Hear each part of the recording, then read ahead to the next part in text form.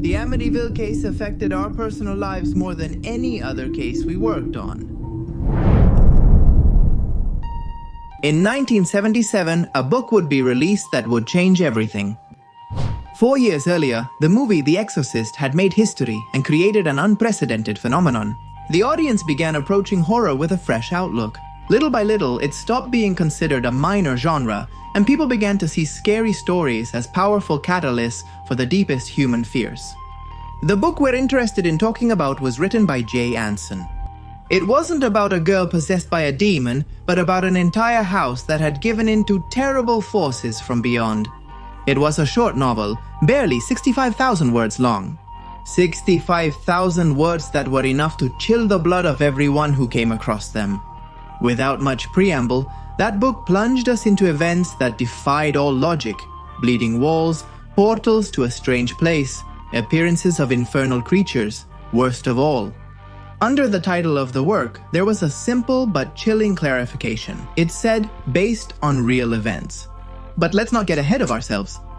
Today we want to invite you to a special that aims to analyze all the aspects of one of the most adapted cases to fiction in recent years. This is a case where human darkness and the supernatural subtly and ambiguously touch, generating various interpretations and appreciations. The idea is to delve into each of the theories that have been built over these 5 decades. From the most skeptical ones to those that claim that a simple house located in Long Island, New York would be the absolute epicenter for all kinds of activities. Paranormal. How did the myth we know today begin to take shape? What terrible murders took place within those walls? What were the different versions of the events that the killer himself gave? How did the Warrens end up involved in this case? And why did they always describe it as their most devastating experience? What disturbing testimonies did Jay Anson base his work on? What are the loose ends that no one has managed to solve yet? Reality, conspiracy? Is it compelling evidence that sometimes the barriers between worlds are blurry? To answer all of that, we have to go to 112 Ocean Avenue. Welcome to the special on the Amityville case. If you like these longer videos, which are almost an hour long, I invite you to write the word specials in the comments. If there are more than 1,000 people writing specials, we will prepare another one, maybe of the same length, maybe an hour long. We also invite you to suggest topics for the next special. We already had one about Columbine, I don't know if you saw it, we'll leave it for you at the end, and now we have this one about Amityville. Do you want us to do, for example, a special about the whole story of the Warrens, about all their cases? If you want it, comment here and leave suggestions, as I've already mentioned. I also invite you to subscribe, leave a like, and turn on notifications if you haven't activated them yet. With nothing more to say, let's get started.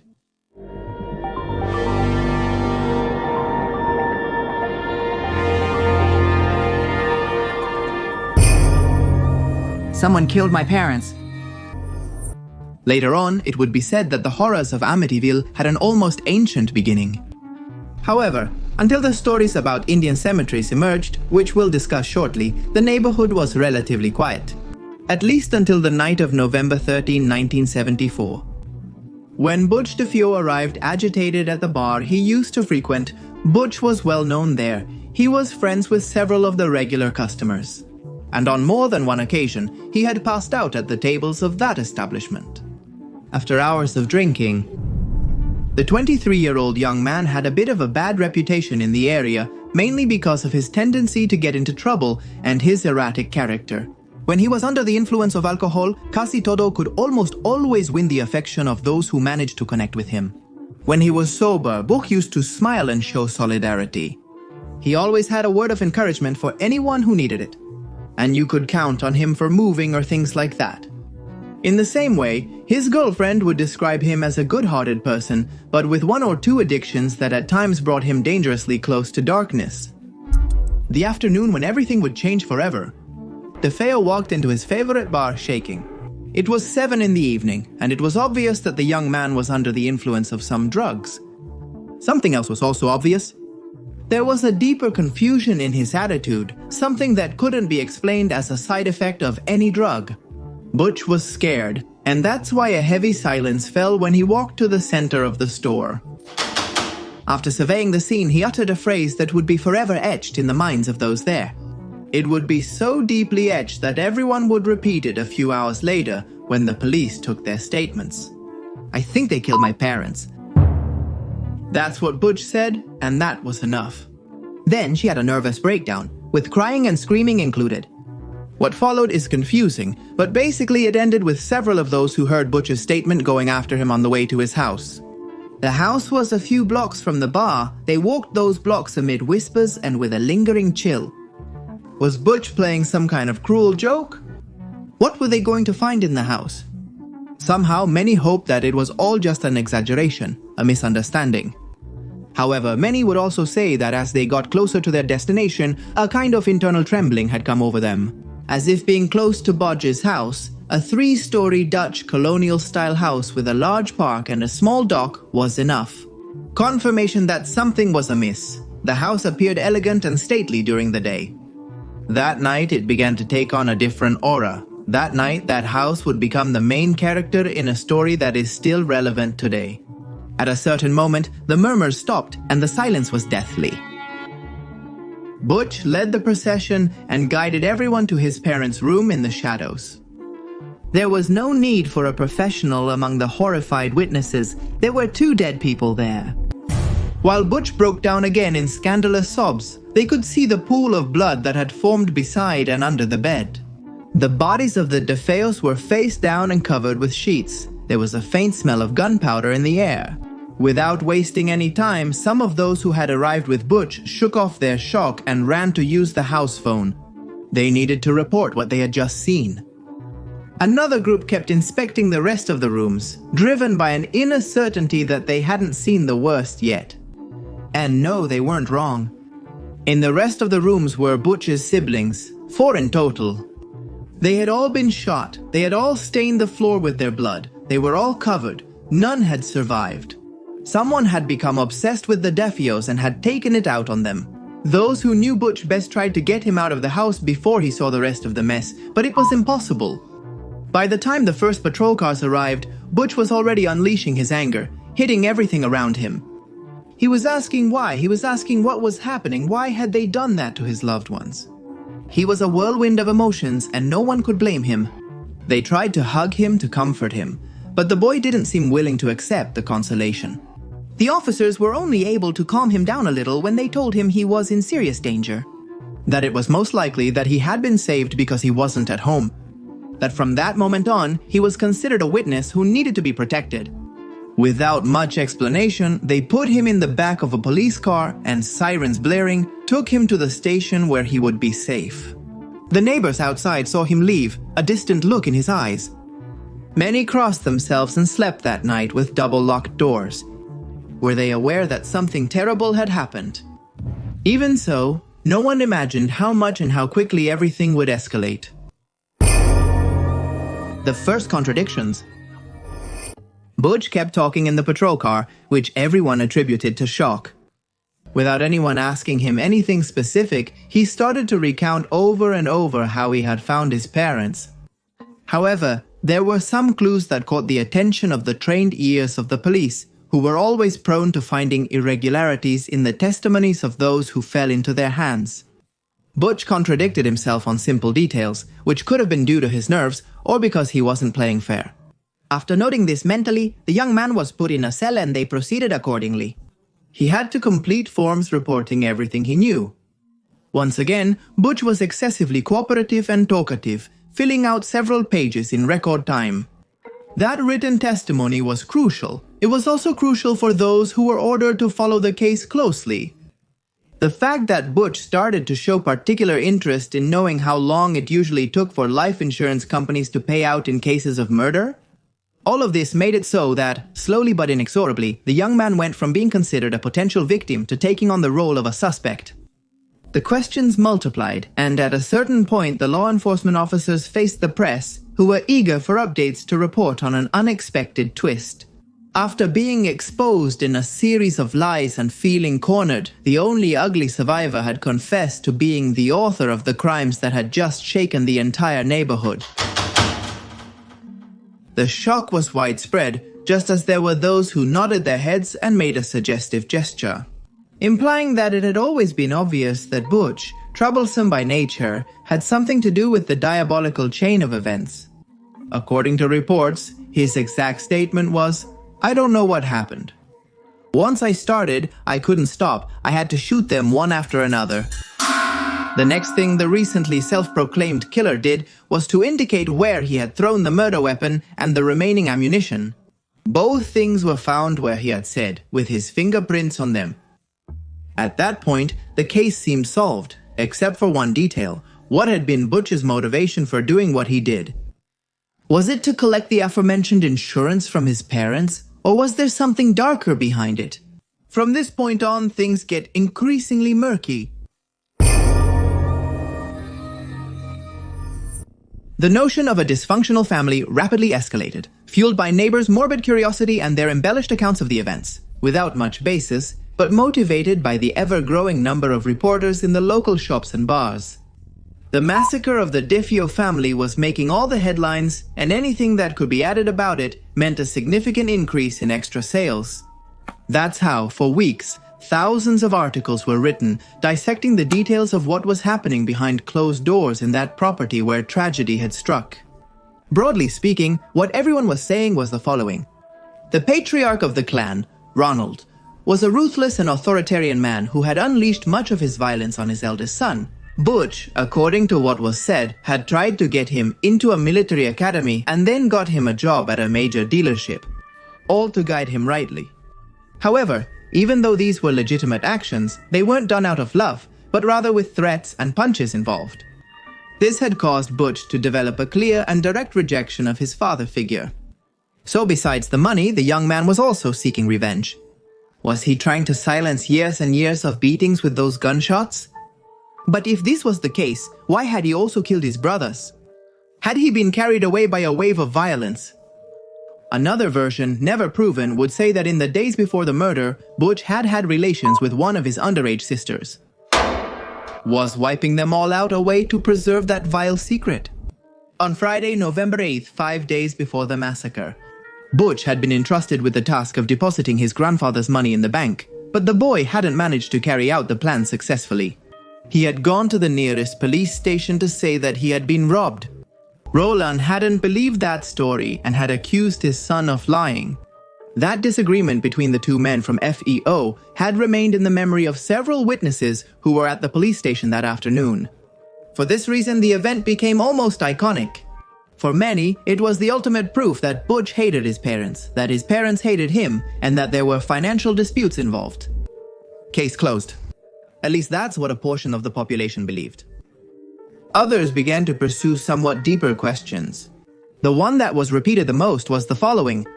How could it be that the boy shot everyone and no one woke up between murder and murder? Butch didn't take long to give an answer when he was asked about it. He claimed that he had put sleeping pills in the dinner of his future victims. So by the time he pulled the trigger, everyone had already fallen under the effects of the pills. It was a plausible explanation, but it turned out that the autopsies showed Butch was lying. None of the dead had traces of tranquilizers in their systems. It was speculated that the young man had used a silencer, but one was never found. The property's neighbors also claimed they didn't hear any gunshots. What was going on? It was at that moment that they discovered they couldn't trust what Butch was saying. His story started to change again. Sometimes the story changed in minimal, almost insignificant details, but sometimes he radically changed his stance and his relationship to the murders. Suddenly, more and more doors started to open. Doors that involved the Mafia and a family arrangement. The connection with the Mafia. When Butch began discussing the links between the FEO family and top-tier organized crime, his audience believed he was incoherent. However, some brief investigations later showed that this connection was not just a fabrication. Apparently, the ease with which Ronald had always resorted to violence had led him to join some criminal groups in his youth. This had left his family and the world of Lampa perpetually connected. After digging into old files, the detectives discovered that on his mother's side, the criminal record wasn't clean either. Butch's grandfather had been a partner of Carlo Gambino, the founder of the so-called Gambino family, one of the 5 families that dominate organized crime in New York. All of this could be corroborated thanks to certain personal diaries, incriminating photographs, and some files from past decades. What couldn't be fully verified was what Butch added. According to the young man, his family had often been contacted by Mafia people to get rid of corpses. The young man claimed that they used to leave corpses in the trunks of vehicles for them to take care of dumping them off cliffs or setting them on fire. Butch clarified that the clan had wanted to escape from these obligations in more than one occasion, but always with the same results. The others reminded him that to defy an order could mean being wiped off the map. What if it was true that everything happened due to a series of unfortunate events? Had the ugly ones ended up in the eye of the storm and in the sights of the most dangerous mobsters? And what if this was the correct theory? Some lawyers swallowed hard and wondered if maybe they were dealing with something really serious. Was the murder of Feo's family the tip of the thread that could lead them to the very heart of a conspiracy? Gangster! Butch initially avoided discussing this due to fear. Did he have to be considered a protected witness again? The young man claimed during those months that he had taken all the blame out of fear of being killed by his paternal great-uncle, Peter DeFeo, a mafia boss from the Genovese family. However, as everything was getting more and more complicated, the lack of solid clues soon turned the possibilities into dead ends. Furthermore, Bosch himself once again appeared to be contradictory, and the case, which involved mafia families, fell apart. Even before it solidified, many scholars have argued that the connection between the Feo family and certain powerful families remains interesting, despite the passage of time. It is also true that, because of the so-called mafia codes, Italian hitmen would never have gunned down children. Later on, Bocci once again admitted to being the killer, but claimed to have acted together with other people. This possibility was supported by the investigators, who concluded that 2 or more attackers provided a better explanation, the reason why the family didn't wake up from the gunshots. Once again, the exchange left more questions than answers, quickly giving rise to rumors. Some talked about weapons that had been found near the crime scene, about shadows that supposedly moved at night near the DeFeo family's house. Who had Butch allied with? Why? The only solid thing about the whole matter was that the only person involved kept obstructing justice, with increasingly unverifiable ramifications multiplying. In fact, at a certain point, Butch even claimed that the real mastermind behind the massacre was none other than his sister Dawn. Family conspiracy? According to this new version, which eventually became very popular, Dawn had told Butch that she wanted to get rid of their parents, Ronald, for obvious reasons. She was tired of being mistreated by her mother for being a silent accomplice. Butch had agreed to help her and had murdered their parents, while the other was taking care of their siblings, keeping them from leaving their rooms and thus avoiding unnecessary witnesses. However, after fulfilling his part of the plan, the young man had found that Dawn had killed the rest of the little ones. Butch couldn't stand it and killed her. Then he had set up the whole scene just as everyone would later find it, out of fear that no one would believe him. Did this theory perhaps align with the one about the possible incestuous relationship? Were they perhaps 2 siblings who wanted to cut off the roots of a blood-stained family tree once and for all? For years, it was maintained that there was indeed a gunpowder mark on Dawn, which could have corresponded to shots fired by her. It was learned from the girl's boyfriend that she had been wanting to leave for months, and that it was true she hated Ronald and her mother. Her school notebooks were also found, where she had written down the lyrics of a song that was meant to be funny and was called The Night the DeFeos Died. That is, The Night the DeFeos Died. Butch claimed that the job Dawn had assigned him was done together with a friend, that when he saw how everything had ended, he sped away as fast as he could. This new story was even supported by a writer who claimed to have interviewed the alleged killer. But everything ended in scandal when, from prison, Bock himself tried to sue the man and his ex-wife for defaming him. More than 800 people attended the funeral of the Feo family at the church of San Martin de Tours in Amityville. Hundreds of other onlookers crowded outside. Everyone whispered in the corners, sharing what they knew, exchanging information. Some claimed the police concealed information, stating blood traces were actually discovered throughout the property, that there was someone with a lot of social and political influence who for some reason didn't want the truth to come out. The trial of Butch began on October 14, 1975. The prosecution's psychiatrist, Dr. Harold Solan, argued that even though DeFeo was a user of heroin and lysergic acid diethylamide and had an antisocial personality disorder, he was aware of his actions. At the time of the crime, Judge Thomas Stark stated that DeFeo's crimes were, and I quote, "the most atrocious murders committed in Suffolk County since its founding." However, the only defendant and his defense attorney, William Weber, still had an ace up their sleeve.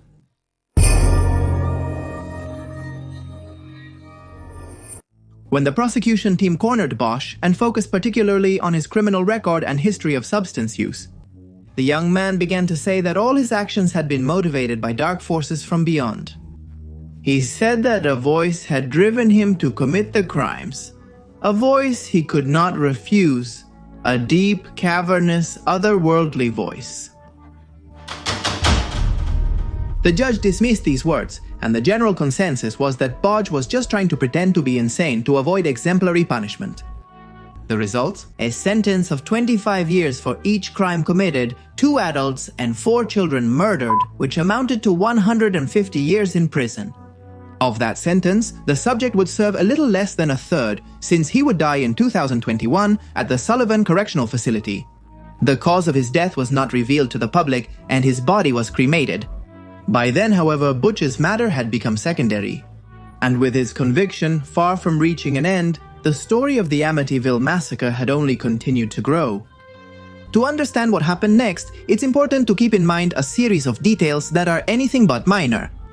The most important and relevant of these is that William Weber, Butch's lawyer, was informed, the same lawyer who had helped his client come up with the story about the voices in his head, that he could collect his fees as long as the sale of the DeFeo property went through. From that moment on, the attorney closely monitored the house where the 6 murders had taken place. That's how, just 14 months after the tragedy took place, a new family moved into that splendid house located in a beautiful area. This family was made up of George Lutz, Kathleen, and their 3 children. The couple couldn't believe how cheap they had gotten the property. The conditions of the place were more than attractive, and they had been able to move in almost immediately. According to their statement, they felt lucky. They had the paradise they had always dreamed of for half the price it would have cost anywhere else. The couple visited the house multiple times before closing the deal, always in the daytime. On every occasion, they felt that the rooms of the house were full of life and ready to be filled with the echo of their daily routine. Supposedly, no one told them what had happened yesterday. What happened next depends on whom you ask. Whether the Lutz were victims or great frauds is another of the mysteries of this story, one of the most controversial mysteries. To be honest, the Lutz would only stay in the Amityville house where the DeFeos had been murdered. No more than 28 days. 28 days that would be enough to inspire a terrifying book that would become a bestseller, and it would forever change the way we understand horror and the concept of a haunted house. And that's how our story goes back to the beginning.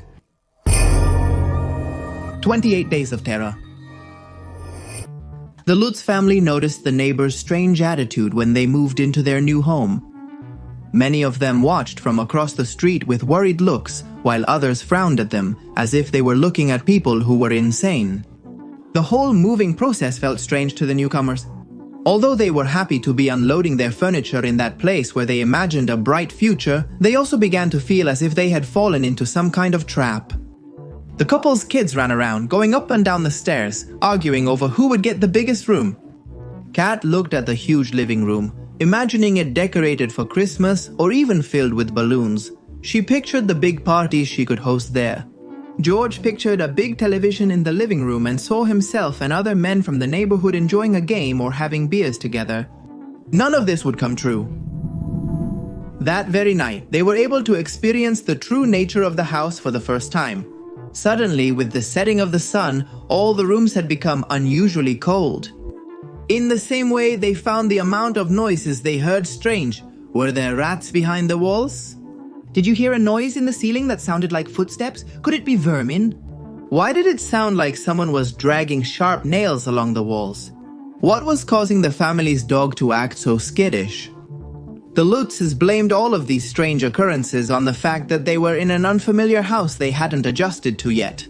They tried not to panic and told themselves that soon they'd feel at home, which in reality would never happen. With the first visits, the Lutzes found out what had happened in the house and, on the suggestion of a family friend, decided to bless it. A priest visited the property to perform a standard cleansing ritual using prayers and holy water. But the house didn't like that at all. A deep, hoarse voice was heard in the place and made everything shake. A voice that urged the priest to leave. After that, the man fell ill and never wanted to return to the property. Contradictions also arise at this point.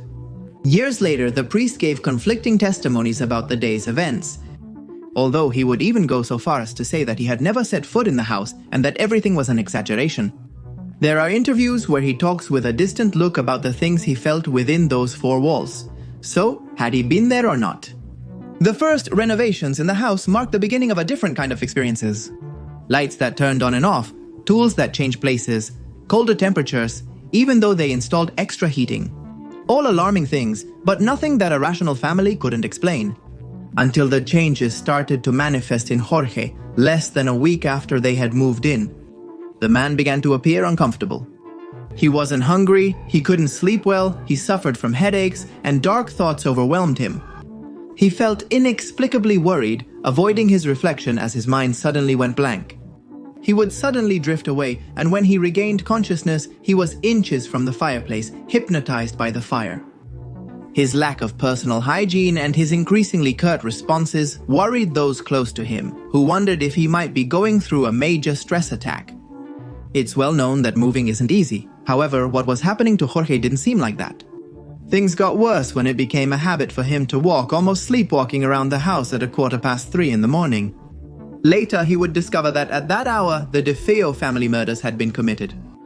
There was no doubt that the house and its presences were restless, and George would not be the only one to suffer from this.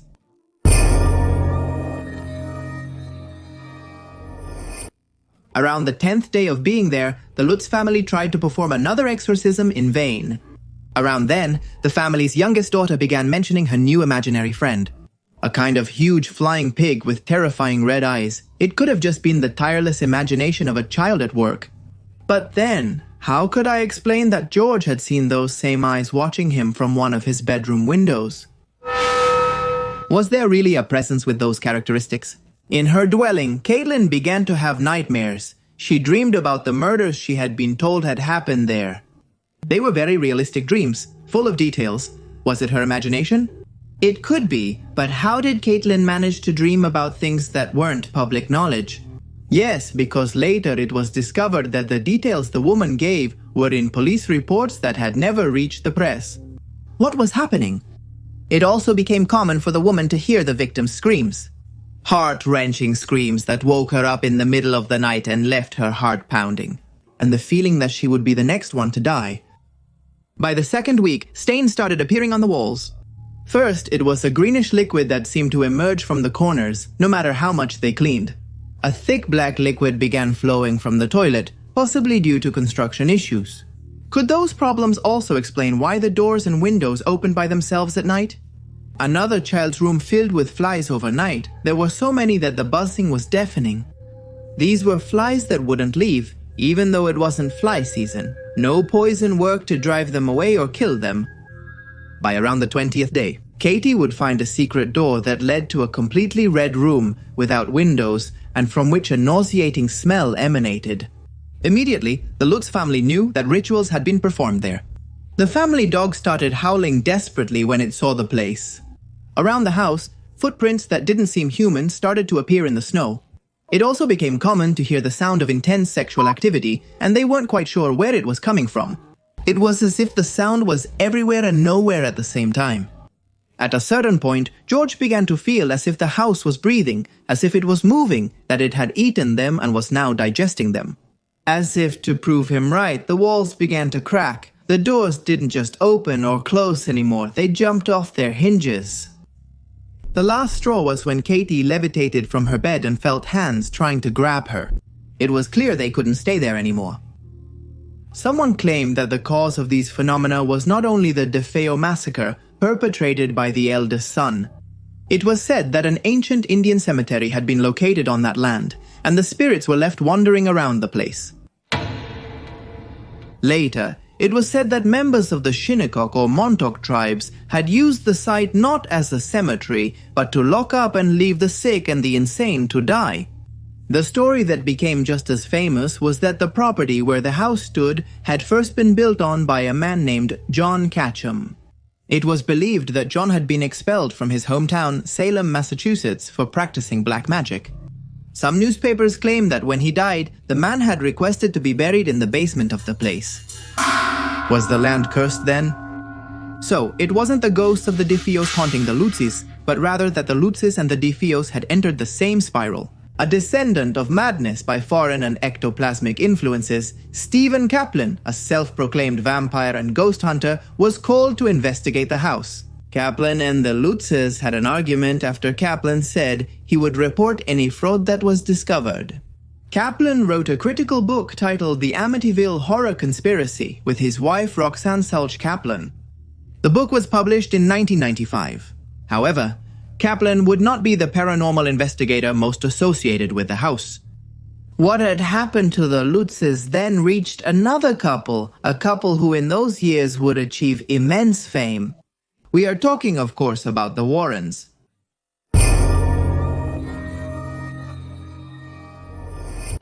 Many years after everything happened, whether in conferences or interviews, the legendary Lorraine Warren would never tire of repeating that Amityville had been the most devastating case of her career. She always said it in a slow tone and with a hint of horror in her eyes, as if a part of her was still somehow anchored to those events. Lorraine would emphasize that the Amityville case had affected her much more than other equally shocking and well-known cases, such as Annabelle or Amityville.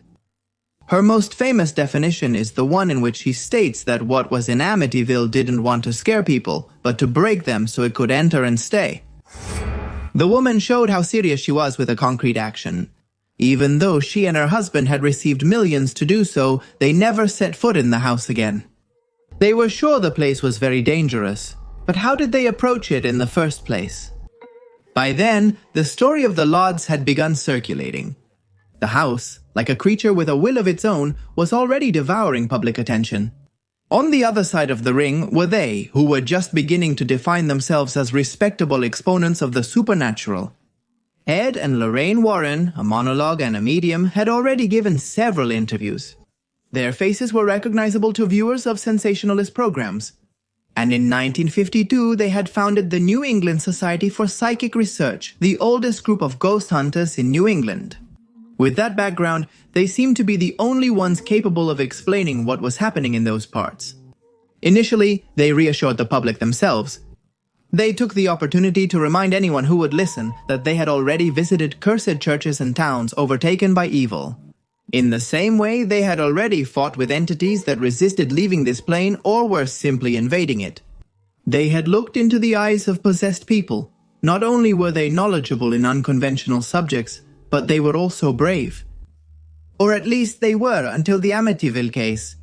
From then on, they started to be more cautious. The night of March 6, 1976, Ed and Lorraine Warren arrived at the house along with a team from Channel 5 television network. New York and their reporter Michael Linder from WNEWFM. The house, as always, seemed quiet from the outside, but everyone felt the change. As soon as they crossed the threshold, they were the same symptoms that the owners of the house had already described. The air became thick, the walls seemed to sweat, there was an extremely cold draft, and every window or door seemed to vibrate in its place, as if it could fly off at any moment. It only took Lorraine a few steps inside the property to confirm that she was facing something big and evil. When she saw the room that had belonged to Butch, the feeling was much stronger. Just like what happened with Katie Lutz, Lorraine immediately knew things about the crimes that no one else knew. From that moment on, everything was confusing for the medium, who felt harassed and pursued and even had physical interactions with them. There would be a record that during the visit, Lorraine suffered from dizziness, nausea, and a severe state of anxiety. The woman claimed that in every corner, the murders would invade her again, but not as a memory, rather as an echo, as a still living energetic residue. Ed, for his part, stated that the house had such a high demonic presence that he recommended not entering again without a formal exorcism. But even then, he couldn't guarantee anything. The Warrens wrote a detailed report describing that the Amityville property showed extremely high poltergeist activity. They also claimed that the house had the potential to exert psychological influences on its occupants, creating a constant feeling of being watched. On top of all this already troubling situation, there were multiple presences that approached this epicenter of paranormal activity, possibly attracted by the magnetism it exerted over them. They spoke of a spiritual parasite that fed on fear and didn't need to be invited. It had always been there. Ed and Lorraine went through the house with recorders, cameras, and crucifixes, their usual tools. But in Amityville, nothing was as usual.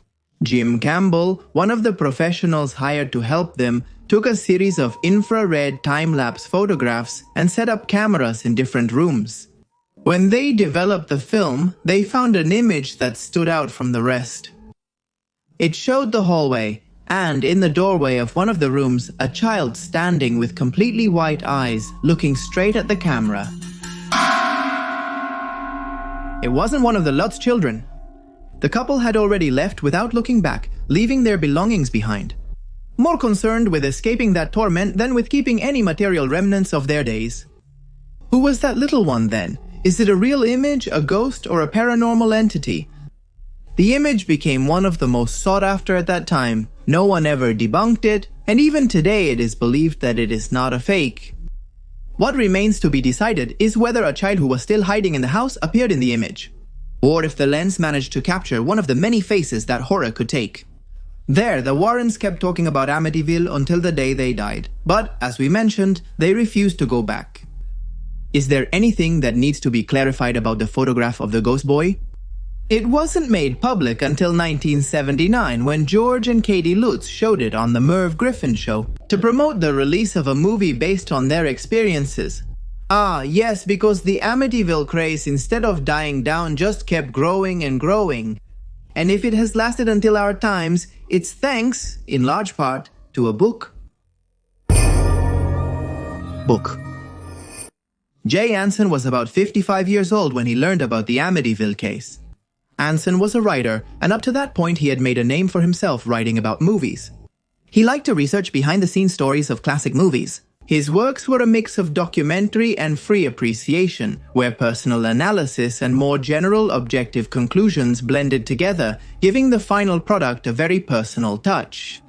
Anson excelled at his job but felt stuck, believing he could never progress further. As a writer, should he settle for being an author with only moderate reach? Had his chance to become someone relevant already passed right in front of him, and had he wasted it? He was caught up in those dilemmas until the opportunity came to him to write a book about one of the most popular cases in recent times. When Anson heard the story of the Lutz family, he was completely incredulous. Then he wondered, why would they lie? So he abandoned his conventional writing style and shaped a work based on the paranormal and terrifying events that occurred in the mansion on Ocean Boulevard. The book was called The Amityville Horror, A True Story, which was known in Spanish as Aquí Vive el Horror. What was supposed to be a simple collection of paranormal events ended up becoming one of the most unsettling publishing phenomena of the century. More than 10 million copies sold, translations all over the world. But is there something more disturbing than the numbers, the source material? Anson didn't interview the Lutz family directly. What he had in his hands were more than 45 hours of recordings. Tapes where George and Katie recounted with chilling calm the 28 nights when their house stopped being theirs and became something else's. As if that weren't enough, the phenomena weren't limited to the content. They also surrounded Anson's publication. 2 reporters from people who wanted to interview at the door of Amityville saw their car catch fire in front of the house after a baffling malfunction. A journalist who was going to publicly refute the story called in sick right before his television appearance. Another one never showed up. He also contracted a strange virus. A woman who received Anson's manuscript died that same night along with her children in a fire. The only thing that remained intact among the rubble was the draft. Another man kept a first copy of the work in the trunk of his car. A few hours later, that vehicle fell into a nearly 4-meter deep pit due to negligence. The story goes that Anson's copy of the book was the only thing that came out dry and unharmed. Anson's editor wasn't so lucky. His car was completely ruined after all the bolts in the engine came loose on their own. Even Anson himself would become part of the curse, and according to what he would later say, the very same day he decided to write the book that would change his life, he suffered a heart attack. The pages that would shape his first and only bestseller were written from a hospital bed. There was something else that reinforced the belief and expanded the legend, and that was when the book was adapted into a movie by Stuart Rosenberg. The movie. At first, they planned to film the Amityville movie in the real house on Ocean Avenue, but the owners at that time prevented it. The Amityville Horror, with James Brolin and Margot Kidder, debuted at the Museum of Modern Art on July 24, 1979. And within 3 days of its premiere, it set a new box office record. Although the critics were reluctant to praise it and called it superficial and flashy, the audience loved it, making it one of the highest-grossing independent films of all time. Until 1990, when it was surpassed by Teenage Mutant Ninja Turtles. In turn, the soundtrack by Argentine composer Lalo Schifrin earned the film nominations for the Golden Globe and the Academy Award. Meanwhile, Kidder received a Saturn Award nomination for Best Actress. Although some tried to discredit it as cheap horror, others saw beyond that. Stephen King, for example, wrote that it was actually not a ghost story, but a financial tragedy about an ordinary family facing emotional collapse. About having bought something they couldn't control or afford. Meanwhile, the studio fueled the fire with rumors of curses. On set, there were plenty of stories about strange accidents and fleeting apparitions during filming. Nothing was confirmed, and the actors laughed when asked about it. However, that was enough to make things continue to feel unsettling. That's how an endless saga was born. Prequels, sequels, reboots, parodies. The myth unfolded just like the house itself, and with each new version, the shadow of Amityville kept growing. What also grew exponentially were the bank accounts of the Lutz and Anson. In turn, thanks to the public's fascination with these cases, the Warrens began to be consulted more and more about these kinds of topics. In fact, it was around those years that they became consultants for many Hollywood productions about haunted houses. Directors and screenwriters sought more realistic and terrifying stories due to their expertise. In the midst of this huge franchise that had been created, there was someone who wasn't very happy, someone who felt cheated. And in 1979, he gave an extensive interview, calling the whole thing one of the biggest frauds ever perpetrated. William Weaver, Butch's lawyer, received part of his fees from the Amityville house sale. According to many, someone told the young man to summon the demonic forces. In his testimony, he always claimed to be the creator of everything we know today as Amityville. According to his own statements, after the Lutz family had moved into the house, he visited them with $1 million idea. He wanted to write a book about Butch called With the Devil at My Back. In it, he was going to try to clear his client's image, delving into the idea of why he had done what he had done. Because of the King of Laberno. For that purpose, he needed the Lutz family to help him, explaining that his days on the property had been complete chaos. Weber would have told them that if they carried out this committed and risky marketing campaign, the book would be a success and would bring great profits. Not only that, he had also considered the possible film adaptation.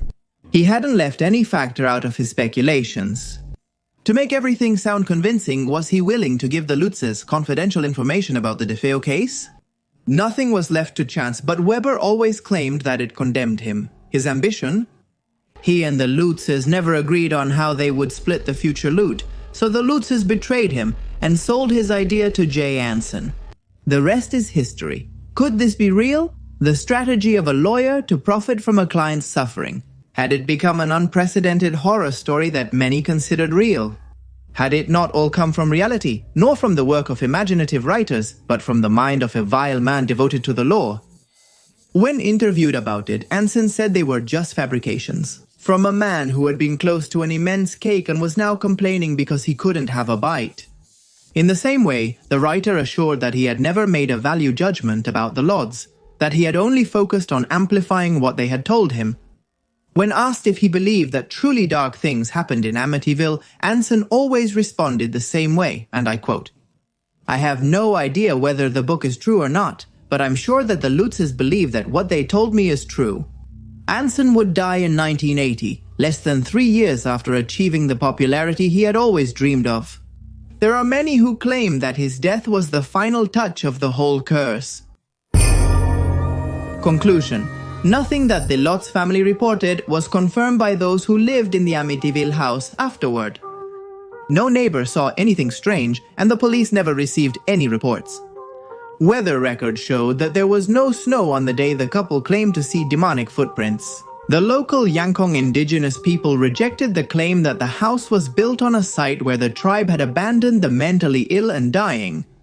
Many, along with King's interpretation of the original film, suggest that the Lutz family left the house because they couldn't pay the mortgage or the taxes.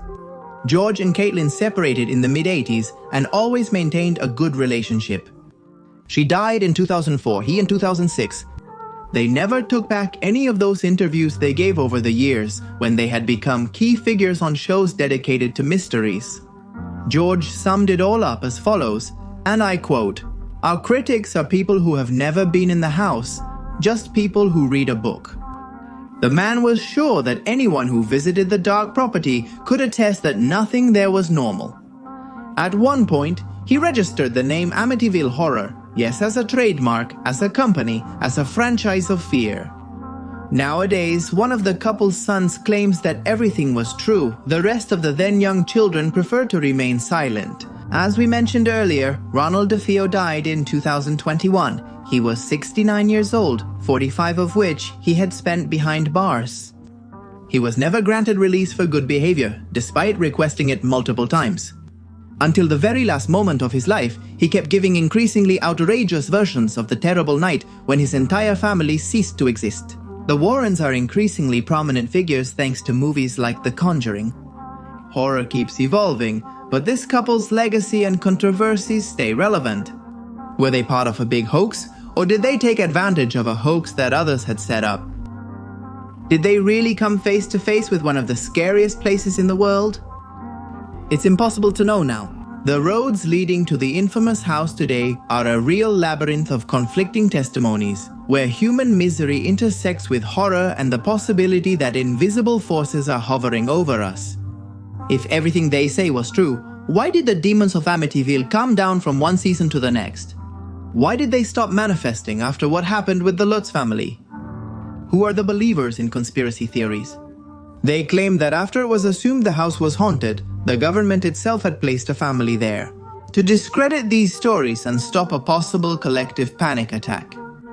It is believed that fierce exorcisms were secretly performed and that the evil forces that permeated the place, whoever they belonged to, remained there. They would have left. Others believe that's not the case, that the evil is only in a period of hibernation and that sooner or later it will awaken again. Meanwhile, the city of Amityville tries to forget. Its residents changed the house number, changed its openings, painted the exterior. They don't even mention it in the list of their most recognized places and try to erase any mention of it from tourist guides. Did it work? No?